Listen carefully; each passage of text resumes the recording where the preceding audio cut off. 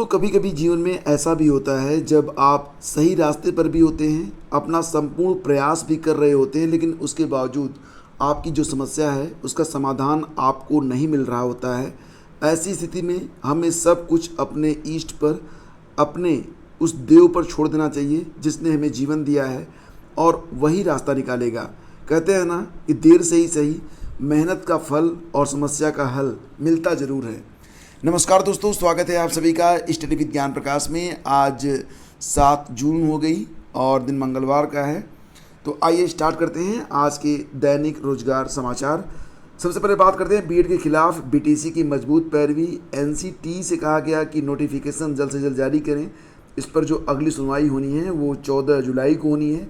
14 जुलाई को एनसीटी का नोटिफिकेशन, जो नया नोटिफिकेशन है, अगर जारी कर देता है नोटिफिकेशन एनसीटी, तो जो बहस का तरीका होगा वो बदल सकता है। फ़िलहाल यहाँ पर जो अपडेट है वो आप देख सकते हैं कि बीएड वालों के लिए यूपीटीटी 2021 का प्रमाण पत्र जारी करने पर हाई कोर्ट की रोक बरकरार रहने से बीएड खेमे में खलबली मच गई है।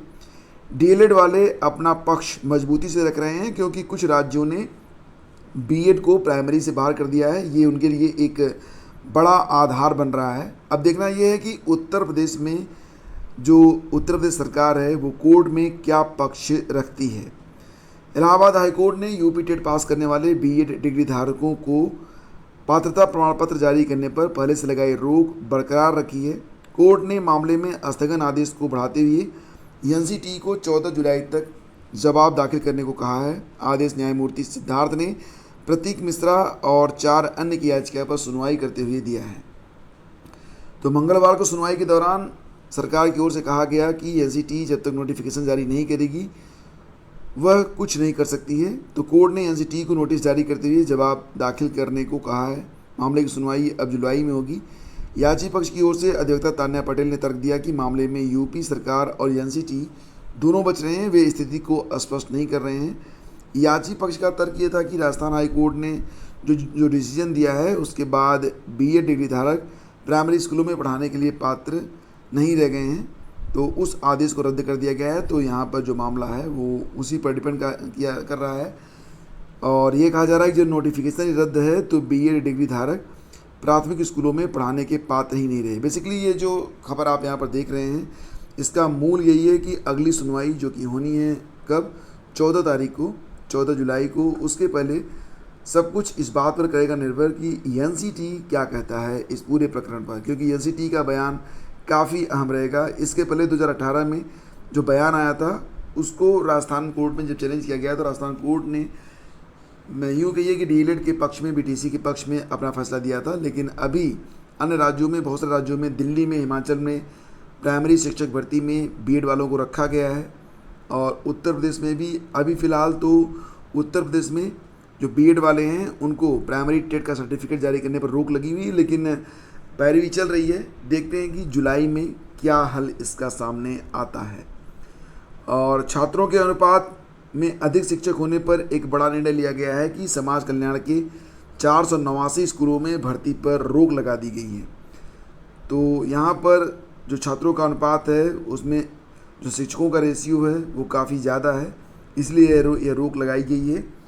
खबर है कि बेसिक शिक्षा विभाग से मान्यता प्राप्त और समाज कल्याण विभाग से संचालित व अनुदानित प्रदेश के 489 प्राइमरी स्कूलों में शिक्षकों की भर्ती और वित्तीय अनुमोदन पर रोक लग गई है। अनुसचिव शासन ने 11 मई को निदेशक समाज कल्याण विभाग को पत्र लिखकर इन स्कूलों में चयन के लिए गठित समिति भंग कर दी है। साथ ही छात्र शिक्षक अनुपात तार्किक बनाने का अनुरोध किया है।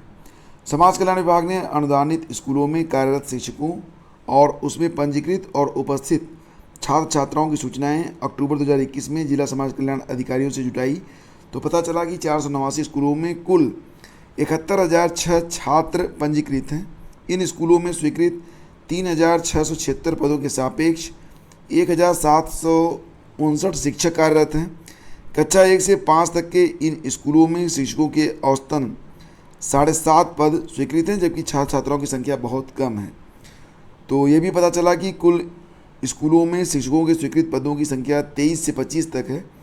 शासन का मानना है कि शिक्षा के सार्वभौमिकरण के बाद समाज कल्याण के इन प्राथमिक स्कूलों की जो उपादेयता है वो भी समाप्त हो चुकी है, क्योंकि बेसिक शिक्षा विभाग की ओर से प्रति 1 से 1.5 किलोमीटर पर स्कूल स्थापित किए गए हैं। भविष्य में ज़रूरत पड़ने पर इन स्कूलों में शिक्षक भर्ती की जाएगी। फ़िलहाल तो यहाँ पर बताया जा रहा है कि समाज कल्याण की जो स्कूल हैं उसमें शिक्षकों का जो अनुपात है वो काफ़ी ज़्यादा है, जिससे इसमें भर्ती रोकी जा रही है। और जिस तरह आईएएस में परीक्षा का पैटर्न बदले जाने के बाद संघ लोक सेवा आयोग में सिविल सेवा परीक्षा में 2 अतिरिक्त अवसर दिए गए थे, उसी तरह अभ्यर्थियों को पीसीएस परीक्षा में भी 2 अतिरिक्त अवसर दिए जाने चाहिए। अभ्यर्थी काफ़ी समय से मांग कर रहे हैं और अब पूर्व आईपीएस अफसर अमिताभ ठाकुर और सामाजिक कार्यकर्ता नूतन ठाकुर ने भी छात्रों की इस मांग का समर्थन करते हुए मुख्यमंत्री को पत्र लिखा है।